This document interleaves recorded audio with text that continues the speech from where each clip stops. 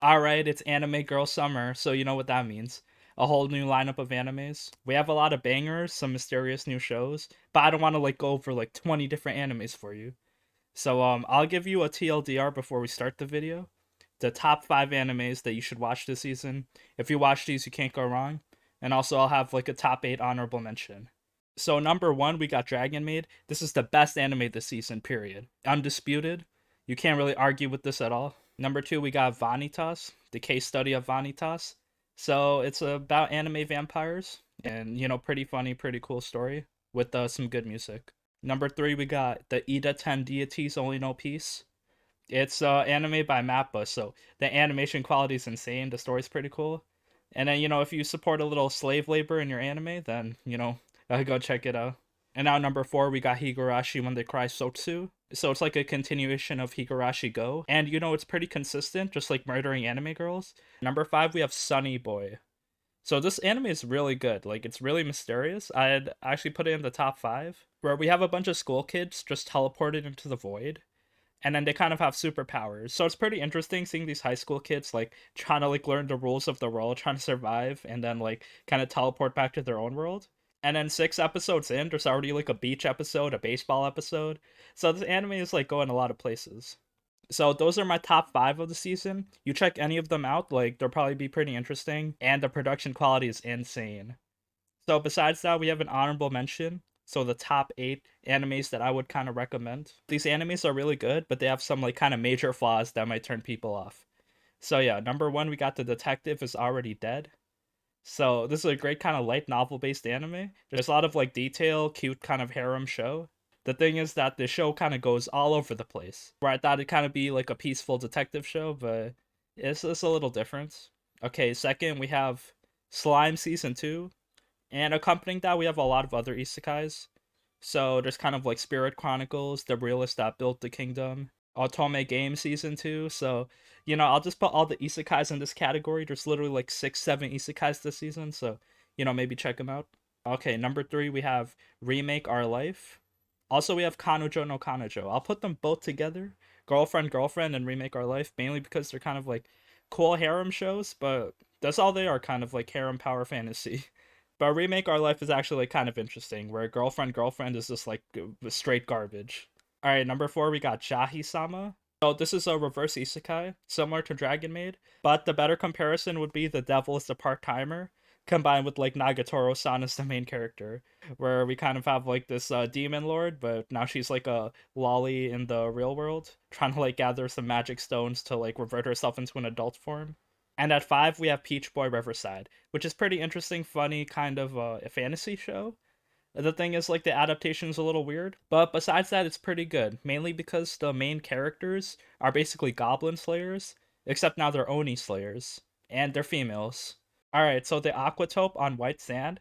This is an original PA Works anime. So, you got a bunch of cute girls, a bunch of emotional moments. And yeah, this anime kind of delivers on that. So, if you kind of a slow slice of life world where you kind of explore an aquarium, yeah, this is a pretty good show. And then we got Uramichi Oniisan. So imagine in life you underachieved and now you find the realities of being an adult where it's just suffering all the time. So yeah, this is the show only has one joke, but it kind of runs with it really hard because you can definitely relate to what any of these characters are going through. Where how they hate their boss or they have no free time. All right, and finally for honorable mentions, we have Magia Records Season 2. So this is the Madoka spin-off based on the gacha mobile game. I haven't played the game, but this anime is so good. I love season 1, and season 2 just pretty solid story as well, as we see kind of the Madoka characters returning. And then it's kind of an alternate universe where the magical girls can be saved. They don't have to turn into evil witches. Alright, now let's go in depth with these shows. So, Dragon Maid Season 2, Miss Kobayashi-san's Dragon Maid S. Quality's insane. I saw the first episode, I was smiling. I was singing along to the OP just because they told me to. And, just so wholesome, so fun, new characters, everything about this show is great. The concept itself is very interesting, and then, even if the jokes are repetitive, there's just so much variety. You got all these different dragons, and they each have their time to shine. So we have kind of Kana time. We have new girl Ilulu, who's basically has big opais. We have that girl who just can't stop eating sugar, Alma. And then we got that big titty dragon goddess Quetzalcoatl. We got Fafnir just playing video games all day. We got Saikawa and Georgie, so the variety is pretty cool. So yeah, definitely the best anime this season just because it's all around just like strong, good music, good animation, and a great variety. Alright, now let's talk about The Detective Is Already Dead. So this follows this white-haired girl, Siesta. She's a detective, and she kind of has an assistant named Kimi. They meet each other randomly, and then like Kimi has like this ability, so it's kind of like wherever he goes, weird shit just seems to follow him. So that's why Siesta takes an interest in him, because like she wants to solve mysteries. So having like this dude around him makes it so like the mysteries come to her. And then yeah, they're in this airplane, and then there's like this terrorist hijacker, and then he's about to shoot the like cockpit captain, but then he's asking for a detective to solve the mystery. And then Siesta, she does her 200 IQ strategies, which is this is what kind of expect in this anime, where it's like, oh, I already solved the case before it even started. So then yeah, she realizes that he's doing it because he's bored. He has no other reason. But then there's an alternate reason. He's like being convinced by his company because he's like this meta-human. So yeah, there's just like monsters, metahumans in this anime. And then he kind of has a tentacle growing out of his face and he just attacks people with it. So yeah, episode one's just like kind of this big action scene on a plane. Siesta pulls out the shoddy and just destroys him and puts like a curse on him where he can't harm Siesta. So yeah, Siesta is very cool here. This entire anime, it's basically like, why isn't Siesta on screen 24/7? Well, the reason is she's already dead. So that's not really a spoiler because that's in the title. Like, Siesta is so cool. We got so much of her in episode one, and then we like kind of like barely see her in the rest of the anime. She still like appears like a lot. Like there's some flashbacks of her, but it mostly follows like Kimi instead, and then him like interacting with these other girls. So he kind of has a leftover harem of people kind of related with Siesta. The thing is, it turned into like kind of an action mystery detective show into just like either romance, idleness, mechas. So like I'm still watching it because I'm like hella interested. I really love Siesta, but everything else in the story is just like, why? Why is this happening? So maybe check it out. Definitely check out episode one because it seems to be like the best episode one this whole season. But then after that, it's kind of just like all over the place. All right, and now let's talk about the Idaten deities only no peace. So it's a really good anime. The OP is a banger, and the characters are nice. Story's funny. It's actually written by the same dude who wrote Interspecies Reviewers. So he got some range, that dude. It's about gods fighting demons. So basically, like 800 years ago, there's a bunch of demons just like destroying the whole world, and then the Idaten were born to like fight the demons, and then they eventually sealed all the demons. So then the last Idaten of that era was this girl Rin. She's really tough, but she's kind of like an old lady type of character since it's like she's 800 years old. So she doesn't really understand technology too much, and then she's just like really hard on her students. She kind of has like these apprentices. So there's like kind of 5 Idaten in total. We got Rin. We have Hayato, who's like kind of the main character. He's really tough, but then he's like really young, so he's still training. We have Paulo, who's like this kind of cute Idaten with twin tails. We have Isli, who's an Idaten who has like 200 IQ. He's just like really smart using his brain. And then we have Prontea as the fifth guy, and he was Rin's first apprentice. And then yeah, he's pretty tough and skilled. So yeah, they're just chilling. So that's why like the title is like they only know peace because besides Rin, everyone else like they're kind of like unskilled. They didn't really fight real demons. I wonder where the story will go because the animation and comedy are like really insane. There's also like hella fan service in this anime, which I'm not really complaining about since it's like pretty well placed. So yeah, maybe check it out. There's like a lot of mature themes, a lot of violence, a lot of sex and rape. So if you're into that, yeah, this anime is definitely something for you. All right, now let's talk about We Never Learned season 3. We got the blue-haired girl Fumino, the red-haired girl Uruka, and the orange-haired girl Risu. Oh yeah, my mistake. This is the Genshin Impact anime with Paimon. Wait, no? Oh, it's Remake Our Life with Shinoaki, Aiko, and Nanako. So yeah, those are our main girls in this harem anime. If you haven't guessed already, Shinoaki, she's basically Paimon's voice actor. It's a kind of cute, bubbly, but very annoying and high-pitched. And yeah, this anime is kind of about this dude where he was like such a good hard worker, kind of like a jack of all trades guy where like all of his projects he was kind of like crunched and then they were understaffed, so he had to do everything himself. And then he picked up a lot of skills like development, art, video editing, photo editing, music. So he kind of like mastered a lot of different software techniques.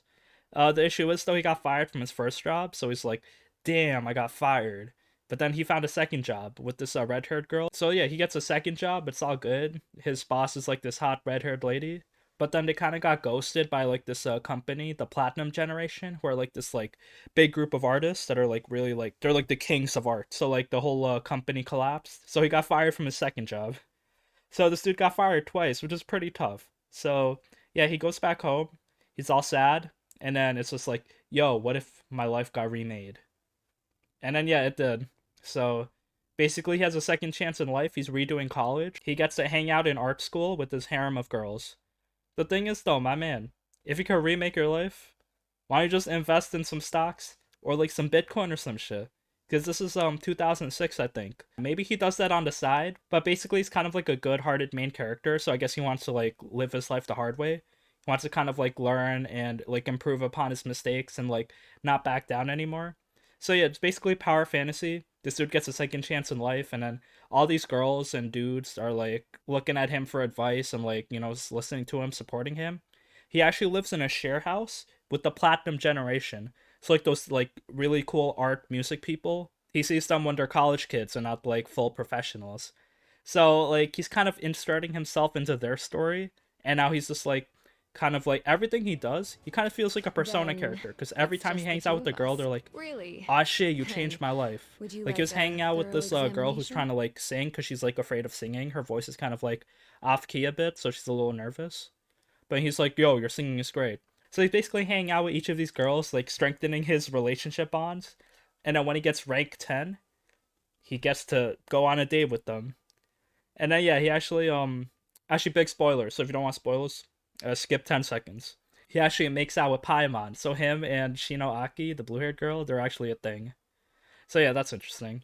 But yeah, basically cool harem show. There's like so many like female characters, but then the harem power fantasy like element kind of makes me like feel weird. Like damn, he's just inserting himself into their lives. Like they didn't ask for this, but he basically suffered a lot getting fired from two jobs in the other timelines. So I guess this remake timeline is pretty good for him. All right, now we have Kanojo Mo Kanojo. If you didn't have enough girlfriends already, well, here we got Mo. So this anime is very trash. Like it has kind of no redeeming qualities compared to other kind of trash romance animes. Like this one is just kind of like bottom of the barrel, where it's like kind of slightly funny. There's some jokes there, but overall it's just like it's a slog through go through. But hey, don't take my word for it. Check it out if you're interested in like some girlfriends. But like basically a quick synopsis. There's this main dude. I have no idea what his name is. I don't really care. But he's kind of like his personality kind of like is a driver of everything because he's so stubborn. Basically, he has like this girlfriend, this red-haired girl Saki, who's like a typical girlfriend. But then this blue-haired girl Nagase kind of like convinces him to like go out with him instead. So then yeah, he just kind of agrees with it because he doesn't want to make her sad. So he's doing this out of the kindness of his heart, but he doesn't want to cheat on his main girlfriend. So he's like, all right, let me convince my girl if we can have a threesome. And then she like after some convincing, like she obviously says no, but then anime hijinks, so they eventually convince her to say yes. And then yeah, they're all three living together for some reason. Like this dude's parents aren't there, so he basically got two girlfriends in one episode. Yeah, good for him. But then we can't end it there. So we got a third girlfriend. So we got Kanojo, Mo Kanojo, Mo Kanojo. And she's kind of like an e-girl Twitch streamer, so yeah, that's interesting. The OP is pretty good. The comedy's honestly like kind of passable, so you can like definitely like have it on just to like kind of binge watch it just to see like what it's about. But yeah, overall, if I have to rank this on the Kanojo scale, we definitely got to put Domestic Girlfriend on the top. It's basically kind of godlike in this genre where it's like very trash, but the story's very solid. We kind of have Rent a Girlfriend in the middle. It came out strong last summer. It has some kind of charm to it that makes it like pretty entertaining. And then we kind of have to put Girlfriend, maybe not at the end of the timeline, but very close to the end. So yeah, that's my scale of like kind of this trash romantic comedy anime genre. We'll put some more just to like kind of even out the scale. So we got to put quintessential quintuplets and We Never Learn near the top of the scale. And then I guess we could put Arrow Manga Sensei at the very end because it's Arrow Manga Sensei. So yeah, TLDR, watch these other animes instead of Girlfriend. But if you're really interested, then you can watch Girlfriend. So we have a lot of isekais this season. I kind of don't want to review all of them, so basically I'll give kind of a rundown on maybe like the top four I liked. We have Slime Season 2, Part 2. Rimru's like a demon lord now. He's doing some shit. All the demon lords are like doing some shit. Milla makes an appearance again. She wasn't there in Season 2, Part 1, so yeah, a lot of cool shit is happening. Rimuru building his army and fighting back against the other demon lords. It's pretty good. I don't want to spoil it, so maybe check it out. Okay, and now we have the realist hero who rebuilt the kingdom. So it's kind of like an interesting anime where our main character, I think his name is like Kazuya.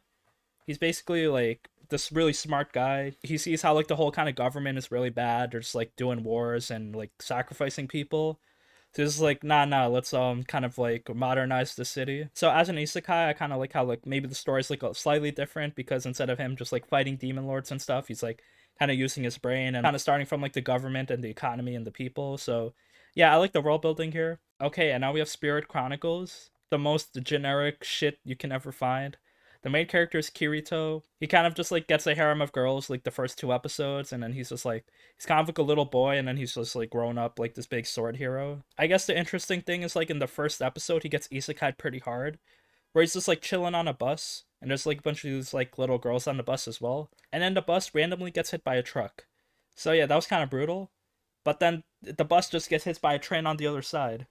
So yeah, he gets hit twice, and then just like this big like squish completely destroyed.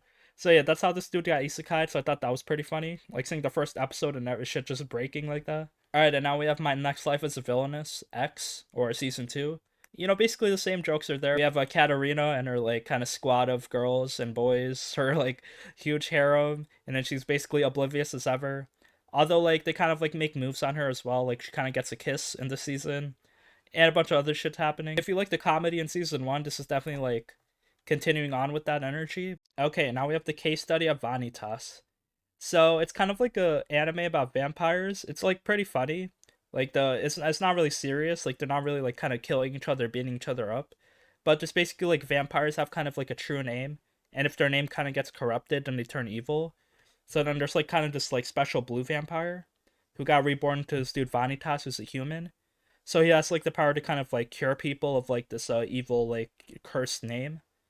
So he's basically like out here trying to help people, but then like some people like hate him and don't like him, so they attack him. So he's pretty charming and foolish, but also kind of like an asshole to people. So him and this other like red vampire kind of like work together to like I guess save people, learn more about the Vanitas, like his like magic book he uses to like cure people. The animation and everything is very solid, so nothing really bad about this anime at all. So I definitely recommend to check it out. I'm not really sure where they'll go from here for the story, but they kind of spoiled it episode 1 what really happens to Vanitas. So I guess I'm anticipating how like all this shit goes down. All right, and now we have Sonny Boy. So this is definitely like a very trippy anime. So it's kind of like about these people in a high school and then they got teleported into the void, where it's basically their high school is there, but then there's nothing around it. It's just like black empty space.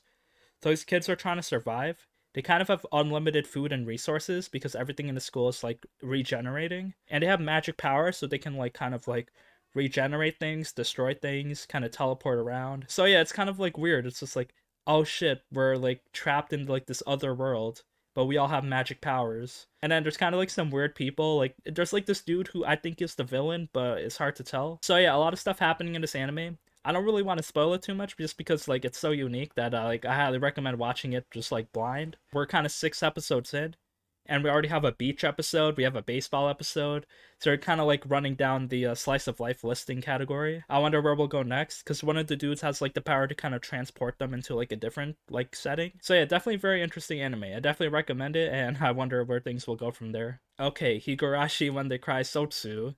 So yeah, it's basically kind of like the season 2 of Higurashi Go, the remake. And then yeah, like Satoko's out here, she's like doing shit. It's basically kind of like the same episode formats of Go, but like it's seen in the point of view instead of Keiichi, because Keiichi was kind of the main character last season. It's like all the other people, so like all the other murderers and people who are like kind of like influenced by Satoko. So we see it from like a different point of view. So like that's pretty interesting, getting like this context, and it's pretty funny because since we already know what happens, like seeing everything like so brutally happening over here, it's kind of like funny. It's just like unintentionally hilarious. It kind of reminds me of the scene in Old Higurashi of Rika beating Satoko with a chair, just because of so how randomly brutal it was that it was like actually like pretty comedic. So it has that type of energy going around for it, where like people are murdering each other, but since we already know what's happening, it's like it's pretty funny murder. So yeah, if you want like some funny cute murdering anime girls that are suffering through some mental traumas, then yeah, watch Higurashi Sotsu. All right, and now the Aquatope on White Sand. So this anime is very pretty. It seems kind of like an advertisement of Okinawa. So yeah, visit this magic place, this tourist attraction where you'll see like this cute aquarium. So it kind of starts off with this girl. She's kind of like an idol in training. All the other higher ups thought like she was lazy and they kind of fired her. So basically, this 18-year-old idol girl, she basically like lost her dreams and she has to go back home. But she doesn't want to go back home to her small town. So instead, she kind of like goes to a fortune teller who tells her to like follow her heart, where she kind of stumbles upon this aquarium and she's basically homeless. But then the thing is, like, this aquarium is run by this blue haired girl, Kukuru, who's also like a high school girl. And then yeah, she's kind of managing the aquarium because her grandfather wants to sell it. And then she's like, nah, we gotta like keep business alive. So then yeah, Kukuru and the idol girl Fuka, they team up. Her dreams of being an idol are just gone, but she can kind of like support Kukuru now. So yeah, it basically follows these young girls trying to support their business, keep their business alive. It's a cool advertisement of like the Okinawa tourist industry, mainly because all the environments are so pretty. Like the one thing is the fish are CGI, but like the water, like the forest, the environment, everything looks so nice. But hey, if this anime took place in 2020, 2021 COVID, the aquarium would probably just die because like there's no industry for it at all. Oh yeah, and there just is kind of like this randomly important thing where this aquarium was built on this World War II like battleground. So yeah, it's kind of like a magic aquarium. There's like spiritual like powers where you can kind of see people, like see your dreams, see dead people.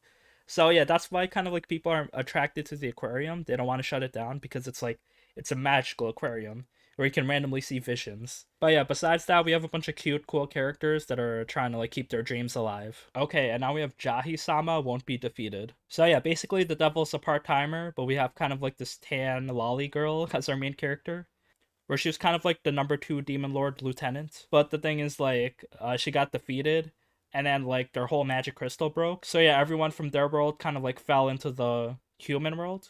And then she's kind of like suffering through life. She's working out like some isekaya, doing like some minimum wage work just to like get enough for rent. And then, it's like she's serving humans now, so it's like pretty degrading for her. And then she has this friend Druge, who also came from her demon world. Except Druge is like hella successful. She's so rich, and then she has like mountains of demon stones. So yeah, Jahy needs some more magic stones just to like maintain her adult form because she only can maintain it for a few hours. Basically, this anime is about Jahy suffering a lot. Hey, it's fun to see her suffer, and maybe she'll accomplish her goal in the future, but probably not anytime soon. Okay, and now we have Peach Boy Riverside. This is a really good fantasy show where we basically got Goblin Slayer, but it's two girls instead, who are the Peach Boys. But then one of the girls, it's not a girl, it's a trap. That's a dude. So yeah, this anime is definitely really good. I really love like the fantasy elements. Our two monster slayers are called the Peach Boys. So they slay these people called Onis, who are basically like evil ogres that are they kind of have different like forms. Some of them are humanoid, some of them are like kind of monster forms, but they're like really powerful. They can shoot lasers, they're really strong. But then these Peach Boys are like kind of immune to their powers, so they can just like defeat them very easily. So yeah, we have Princess Saltarine. She's this blonde-haired main character, and she's kind of like going on her adventure. She's hanging out with this girl Frau, who's like this bunny girl, but she's not like a bunny girl. She's like a literal rabbit, wearing like a schoolgirl outfit. And then yeah, she's pretty strong. They also have this dude Hawthorne as part of their party, and then this Oni named Carrot, who was kind of like this really strong ogre, but she got defeated, so now she's like working with them. There's kind of like this one weird jarring thing about the anime though, where it's like airing in non-sequential order where like our first episode is episode 2. So we started with episode 2, which wasn't that bad because it's like, oh, instead of like hearing all the backstory, now we just like start off in the middle of like some fantasy environment. And then kind of after that we kind of jump around, we get like episode 5, episode 6, and then we go back to episode 1. So yeah, it's pretty jarring. Like it was easy to kind of like understand at first, but now it's just like kind of like why would you do this? The thing is, despite that, the story's pretty solid. So yeah, maybe check it out if you're down for like some fantasy. And I think the author of this series is kind of like the same author as Dragon Maid, so that's pretty interesting. Okay, and now we got Uramichi Oniisan. So I imagine you're kind of like in the set of Sesame Street or something, some children's show. And then you're some like successful Olympic gymnast, or you tried to be, but then all your career and skills like led you to like this path of being like kind of like an actor for the show that you don't really like. You hate your boss, you hate your job, your life is shitty. That's what this anime is all about. It's kind of like critiquing the real life working conditions and just like making fun of it. We're like, oh, adults are just suffering all the time. So yeah, we have like two Onisans, Uramichi Oniisan and Iketeru Oniisan, as well as Utano One-chan. So we got like these three characters that are starring in our show. And they all kind of have like real adult problems, like, oh, I can't get married, or like I live alone and have no purpose in life. It's kind of like an anime exploring real things, so I highly recommend it. Although like that's the only joke they're going for, so they kind of have one joke and they kind of like they're running with it. So yeah, it might get a bit repetitive, but I really like it so far. All right, and finally we have Magia Record. So yeah, the second season of the Madoka spinoff. It's basically based on a mobile game, but like the anime original story is like really good. Like it's really hard to judge animes based on games because it's like if you have no context on the story, then it's like you're basically lost on like who are all these characters, what are they doing. But here they kind of like do a good job setting up everything. So yeah, season one, there's kind of like, oh, there's a place where magical girls can be saved. So if you go to Kamihama City, then like you don't turn into a witch there. They kind of have powers where like you kind of turn into like a doppel, where your witch energy like kind of goes around you and kind of like makes you go berserk, but then it eventually like depletes and you're back to normal. So yeah, now magical girls don't turn into witches. And then in the city, there are things called like uwasas, like rumors that basically kind of empower everything. And then yeah, the main characters are Iroha and Yachiho, who are like this blue-haired girl and pink-haired girl characters. So it kind of reminds me of Madoka and Homura, just like their dynamic together, how they're trying to be friends, trying to rescue each other. And it follows like the same universe of Madoka, just like in a different timeline where this Kamihama city exists. So I'm kind of interested how everything will turn out. It's like definitely like very tense. There's a lot of like kind of high stakes, but people aren't dying just yet. So I'm pretty excited on how this anime will turn out. So it might be a sleeper, so I highly recommend it if you like kind of like the magical girl genre. If you kind of like mystery and cute girls, yeah, this is one for you.